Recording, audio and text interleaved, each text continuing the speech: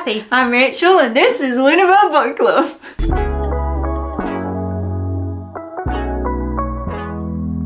Today we have accidentally coordinated because we are talking about The Two Towers, and that is a red book. Red. And we are both wearing red. Wow! You should feel so lucky. Now, this is a tenuous moon video because the moon for March, which is this weekend, is the worm moon, and Wormtongue features in The Two Towers. So we thought we would use this excuse to talk about Lord of the Rings. Any excuse to talk about Lord of the Rings. Any excuse to talk about Lord of the Rings. Yeah, the OG slimy worm. Yeah. Anyway, I'm going to let you take the lead because you have just read this, and I'm just going to throw in comments when I feel called to. Okay, cool. So, yes, I've just finished reading The Two Towers. I'm rereading the Lord of the Rings trilogy this year and some other works of Tolkien. And we reviewed The Fellowship of the Ring a couple of months ago, so we'll link the video down below. But now we're ready to talk about The Two Towers. I think this might be my favourite book in the trilogy. Mm-hmm. Did you have a favourite book in the trilogy? I don't remember. They all blend into one. I think, because obviously it wasn't written as a trilogy, was it? No. It was split up into a trilogy. I think a lot happens in Two Towers, but historically when I've been reading Lord of the Rings, Two Towers was always the part where I would stop reading. So I feel like I can't really say it's my favourite. Do you know what I mean? Yeah. Even though lots of exciting things happen and we meet the Rohirrim. Oh, the Rohirrim. Do you love them so much? Yeah. Me too. Anyway, Okay. why is it your favourite? I think it's my favourite, and you know what, I agree with you, because I think when I first started reading it, I think I also struggled to get through The Two Towers. It does feel quite a different book to The Fellowship. Mm-hmm. And in fact now, I can't remember how Return of the King is structured, so we might revisit this next month when I read it. But it's weird in that The Fellowship of the Ring is very primarily focused on Frodo, with little bits of Sam's perspective gets in there, but we're really in Frodo's head most of the way. And then The Two Towers begins. We go everywhere. We go everywhere.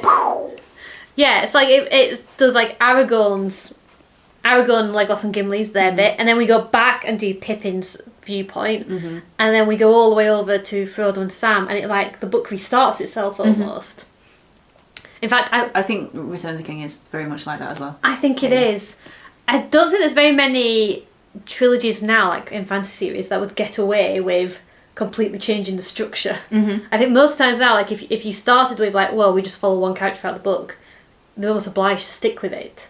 So to start with one character in book one and then do 3 in book 2, and I think even more in book 3. I think this is a bit of a derailing of it, but the Divergent series, which I read when I was a teenager, I'd never read the last one because that has split POV when the first 2 don't. Yeah. I think. I don't know. Yeah, so it can be a bit disjointing. But now that I've read this series a few times, I'm coming back, maybe because I know what's to come, I love The Two Towers so much. And it begins with, I think it's just got so much good action in it. I love Rohan, I love the Ents, Sam's final chapters in this. And I love also that it begins, the first chapter of this could be called like Aragorn's Very Bad Day. Because... But it's not, it's called The Departure of Boromir. It is called... Oh, it's so sad, isn't it? So I think that it starts so strong now for me. And poor Aragorn, I don't think I'd ever clocked this. I'm a bad person because I did find it quite funny this time. Because every decision Aragorn makes... Goes wrong. Yeah, on the day Boromir dies, things just go from bad to worse. Even to the point where Aragorn's like, oh, do I go search for Frodo in this direction, or do I go up the hill and see what I can see? And he decides to go up the hill and have a look. And whilst he's doing that, that's when Boromir blows a horn.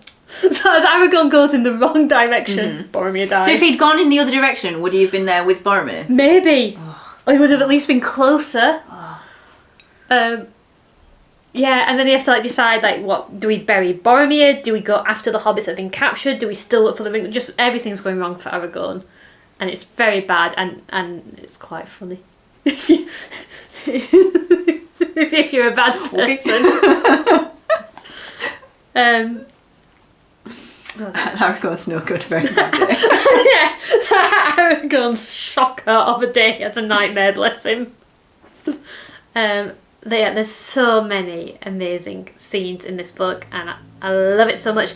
I'll tell you what I think this book does so well is that you get introduced to a bunch of secondary characters, and all of them become special or spectacular in their own way, including like Wormtongue being introduced as like this horrible, slimy character. Yeah, he's not altogether the big evil bad guy. No. But the traitor. And I think that's really effective. But you also have Treebeard. You have Éomer and Éowyn. Faramir. And there's even like some secondary guards in like the armies of Rohan that I think really stand out. So I've got like a little oh, Shelob. Is Shelob in book 2? She's in book 2. Wow. Yeah. Right in the end. Yeah. Yeah. So another very good villain. And Gollum kind of comes to the fore in a way that he didn't even in The Hobbit. So, I'm going to ask you a question. Who is your favourite secondary character in Two Towers? Now I've just reminded you of some of their existence. Ooh, what a tough question. I like Theoden. Yeah. Tell me why. You're testing my memory a lot here, Cathy. I just think he, obviously, it's not entirely his fault that he's accidentally brought his country to the edge of ruin. Well, man, that might be a bit harsh, but and he is just in the late stages of his life, I suppose. I mean, I know he's not elderly, but or is he elderly? Is he like 60? Yeah. Okay, I suppose that is elderly in a fantasy novel, isn't it? I don't know. No, but I think like I think what touched me this time about reading Theoden is that he's obviously been under the grip of Saruman for a long time. He is, getting on in years. His son has just died. Yeah. And he comes out of that corruption and everything has changed. Yeah. From when he first went in it. And I think to some extent he is grappling with that, and that influences his decisions. And even though obviously everyone loves our gal Éowyn, he's just trying to protect the legacy of his house. Yeah. Which I think is sweet. Yeah. Yeah. And I think because when he comes out of that, he is brought to realisation of his people sit between Saruman and Sauron. And I think I admire Theoden because actually he has very little hope for his. He goes to Helm's Deep, he goes into these battles, and you can tell from how he told us he's fully expecting this to end in disaster. But he tries anyway. Because you can't just lay down and die. No. You can't just lay down and die. And it's either that or team up with Saruman like Grima did, and we ain't about that. No. So I think he's a character you can really cheer for because he's doing this without any hope, but he does it anyway. Oh, and I noticed as well, I don't think I'd picked up on it before, a little cool thing with Éowyn. So in the book, she's not at Helm's Deep. They evacuate the people to another location, and there's a debate where, I think they try and get Éomer to go, because they're like, well, you need somebody, Theoden, from your house, in case we all die, who's going to lead the people, and who's going to look after them, who can look out for, and they choose Éowyn for that role. So they choose her not to just stay behind, but she's like the reserve leader in case. And even though she doesn't want to be there, but she has a purpose. Yes. Yeah, she's not just put there to keep her safe as such. She's there to do a really important leadership role. So I think even before she does her big battle in the next book, she's already given a level of respect in this that I quite like to see. Should we talk about Ents? Okay. I love the sequence with Fangorn Forest and the Ents, and I think it's such a cool way that whilst the armies are doing army things and Gandalf is running around trying to recruit. Gandalf comes back in this book. Okay. I forgot about that too. So there's all these big schemes going on. Frodo's got his huge quest. There's armies gathering, and in the midst of all that, two hobbits wander into a wood. And I think it's so important that it's Merry and Pippin that are in Fangorn, because they come from this country life. Mm-hmm. They are people that love nature, that exist in nature. I mean, I know that everyone exists in nature, but you know what I mean? Like, they're not from a city, they're from a rural home, and they come and they're faced with this vast forest that is so different from their own forests, but I don't know. I like the juxtaposition of these tiny little cute country hobbits with the enormity of Fangorn as a sprawling woodland that goes on for miles and miles and miles. Yeah. And it's old and has history, and not that the Shire doesn't have history, but... No, yeah, I feel like they're almost like the most innocent ambassadors from like the modern world to enter into this ancient world and seek help. Mm-hmm. And I don't think anybody else could have got that job done, and they didn't even know they were doing it. Exactly. And and just the image of the forest itself rising up to go and deal with Isengard. It's so good. And you know, I discovered when I read that biography of Tolkien last year that Tolkien had kind of a strange attitude to nature and trees and stuff. So he loved trees, he loved the countryside, and but he also saw over the course of his lifetime urban areas take over countryside places, and sometimes when he revisited the places that he grew up as a child, trees had been cut down and roads had taken over, and he never liked that, and it depressed him, but it never funneled him towards any environmental conservationism. He was a bit of Theoden in that he honestly didn't think anything could be done, and he kind of just accepted that this was part of the decay of the world and that trees and countryside would gradually be lost. So even though he didn't do anything actively about it in life, in fiction, when he could, he made it so that the trees themselves could fight back. But then the Ents also don't have any hope. Do you know what I mean? Yeah. Because they've lost their Entwives. They're a dying breed. Breed, is that the correct term? Yeah. And they are in their latter days. Yeah. To some extent. Yeah. Yeah. And I know that the trees do fight back, and they are still fighting for their space and their flocks. But to some extent, that's all they've got now. Yeah. Yeah, you get the feeling that they're fighting Sauron because of what he's done, like his anger and its revenge and it's what they can do. You don't get the sense of and then we're going to change the world to make it a better place. It is like this one focal point of their vengeance that's been aroused. And when it's done, it's done. You're right, they're definitely part of an age that's coming to an end and they know it. I guess I didn't realise, but maybe this is quite a strong theme of the Two Towers of we're kind of in between. We're in between the beginning and the end, and then we're not in the part of Return of the King where things are renewed and restored. Quite a lot of the main features of the Two Towers are things that aren't going to be restored. And that's or people believing they're not going to be restored. Yeah, loss of hope. Yeah. Doing things without hope, doing the right thing when you don't have hope, I think is such an so noble. Yeah. Oh. Yeah. We respect it. We do respect it. I guess maybe we should talk about some wormy characters, because I guess it's Wormtongue. Yeah. Plays in the name. So it's just so beautifully named. We'll hide nothing here. And then there's Gollum as well. He's also sneaky. Yeah.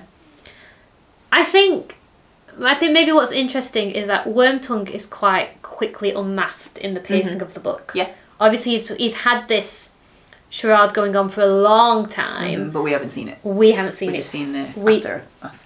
Yeah. At the first time we see him in person properly, Gandalf's already sorting him out. And I forgot there's this really fun bit when after Isengard's been defeated and the company go and they confront Saruman, which is such a brilliant chapter. And towards the end of that, I don't remember this from the book, it's Wormtongue who throws the Palantir, the orb. He throws it out and it doesn't hit Gandalf, it just lands on the floor and Pippin picks it up, and that's what's all that. But there's a moment why? How did he miss so much? And Aragorn says, I don't think he could decide whether he wanted to hit Saruman or Gandalf. Yeah, yeah.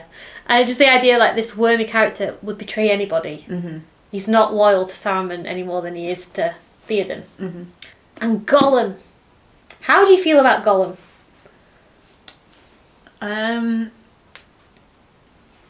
Great question. Sympathy? Yeah. He is a victim of, well, his own greed, but also that has been exemplified by the power of the ring. Yeah. Yeah, I think sympathy is my main word for Gollum, especially in the Two Towers, because I don't know, he hasn't betrayed Frodo yet, has he? Although he's taken them to Shelob, so he has. By the end of what am I talking about? By the end of the Two Towers, he has betrayed them. Yeah, I think I feel the same. I think I feel a lot of pity for Gollum and Smeagol, and I think that's such a clever way of writing sympathetic characters, in that he is corrupted, and then you see parts of him where he's trying not to be, but even like, you feel like there's a very fragile being within Gollum. Yeah. But there's also, Gollum is conniving, he is violent, he is determined to get what he gets. And yet, even when you see him at his worst, that pity doesn't quite go away, does it? No. And you feel so terrible for Sam. Because Sam can see it and knows they're in danger from him, and Sam doesn't know how to feel about it. And I think, because in the film version, they try and make it like Frodo trusts Smeagol and Sam doesn't, and that causes a lot of conflict between them. In the book, it's more like Frodo actually does see Gollum for exactly who he is. But he acknowledges that this is their only option. Yes, there's no other choice, so we have to put up with it. And I think Sam knows that too, but can't accept it as easily. And it must be because obviously Gollum is what Frodo could become. Yeah. So just the extended presence of this reminder of what is at stake. Yeah. How hard must that be for both of them? Yeah. Really difficult. And in fact, I think some of the pain for Frodo is like, Frodo gets Gollum to swear by the ring to be loyal to him. And Frodo even says at one point, like, he has the pain of doing that knowingly. He already knows what the power of the ring is. So he even says to Gollum as he does it, like, if you betray the precious, you'll get thrown into the fire. Which is like, that's what happens. Foreshadowing. Spoilers. So, like, Frodo's also in a soulful position where I think he sees, he knows, he's scared that that's what he's going to become, and yet he's still the master of the ring. At the moment, the bearer of the ring, and he has that control over Gollum too, and has to wield it. But then in doing so, like, he's opening himself up even further to that corruption. But there isn't any choice. No. Oh, it's a toughie. I think that the biggest difference, if you've got Gollum and Wormtongue in there, and they're both like the conniving, betraying, treacherous characters on either side of the storylines, you get the feeling a lot more that Wormtongue has more choice, more freedom than Gollum has at this point. Gollum's been so consumed. Yeah. And maybe that's why we're a bit more sympathetic towards him. It's hard to be sympathetic for Wormtongue because he's given lots of opportunities to just leave. He got kicked out of Rohan. He could have just gone. Yeah. Yeah. And he went to Saruman instead. But again, they're in the end of the age, aren't they? Yeah. I mean, I know that he doesn't know that, but things aren't looking great. And I'm not saying that, I'm not excusing his decisions at all, but you can see some reason why he did do what he did. And again, Saruman is this immensely powerful being who has seen a weak target and used his influence to... Well, that's true, actually, because they even say, like, when they're confronting Saruman, Saruman's power in his voice is enough to even tempt the people who have just defeated him. Give my guy Greenmore a break. Yeah, maybe Wormtongue doesn't have as much choice as we first thought. But I think it's really interesting that those two characters are there on either side of this story.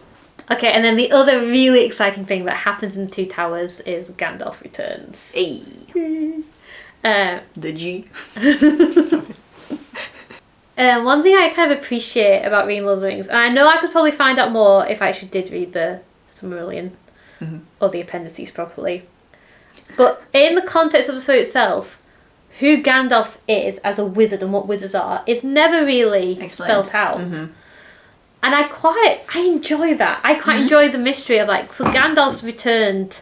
I hit my cup on the floor. So Gandalf is returned to us, and he is the same, but he's also different. And he doesn't seem to have all of his memories at first. And his power has changed, and he's now like Gandalf the White, and he has like, he can break Saruman's staff with his voice. Oh, it's so good. I just enjoy having him come as this mysterious character who is still so warm-hearted. It's very recently been World Book Day, and one of the children in my year 2 class came as Saruman. Oh, no he's reading Lord of the Rings with his dad. Oh, that is the cutest thing I've ever heard. And I think Gandalf's return brings quite a lot of light into what would be a very dark story otherwise. And also that Gandalf is accused by Wormtongue of being like a bringer of storms and bad news. And you could get why he's accused of that, because he's always like fleeing in before the trouble comes to try and help. But in this book, you see Gandalf as like the hope bringer. Yeah, well he does, yeah, and he brings in Aragorn, and actually even bringing Gimli and Legolas too, like the 3 peoples of Middle-earth uniting. It's a strong statement to make, isn't it? Yeah, and he comes riding a white horse. And you know, I know that sometimes Tolkien gets criticised now from where we stand in history and literature of being a bit too black and white with his good and his evil. And I understand why that might not be to everyone's preference. But because maybe it's not as done now, I find it really refreshing.